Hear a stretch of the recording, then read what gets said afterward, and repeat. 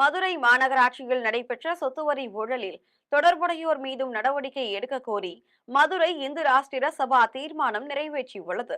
மதுரை பழங்காநத்தத்தில் இந்து ராஷ்டிர சபா மாநில செயற்குழு கூட்டம் நடைபெற்றது.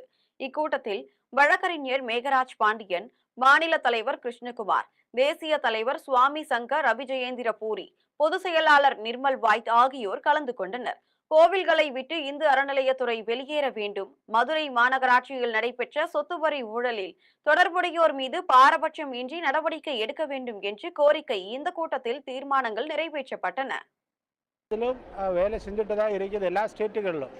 அப்போ தமிழ்நாட்டில் இந்த ராஷ்டிர சபை எப்படி கொண்டு போகணும், எப்படி அதனோட வேலை ஆரம்பிக்கணும்னு ஃபஸ்ட்டு மீட்டிங்கு, தமிழ்நாடு ஸ்டேட்டு ஃபஸ்ட்டு மீட்டிங்கு, ஃபஸ்ட்டு கமிட்டி, ஃபஸ்ட்டு அட்வைசரி போர்டெல்லாம் இன்றைக்கு ஆரம்பிக்க போகிறது. சனாதன தர்மத்தை திருப்பி கொண்டு வரணும். சனாதன தர்மம் வந்தால் அந்த ஜாதி கலவரம் போடுறதல்ல. சனாதன தர்மம் வந்தால் தர்மத்தையும் பாரத சம்ஸ்கிருதியையும் மக்களுக்கு சொல்லிக் கொடுக்கிறதா சனாதன தர்மம். புதுக்கோட்டையில் ஊரக வேலை திட்டத்தில் 200 நாட்கள் பணி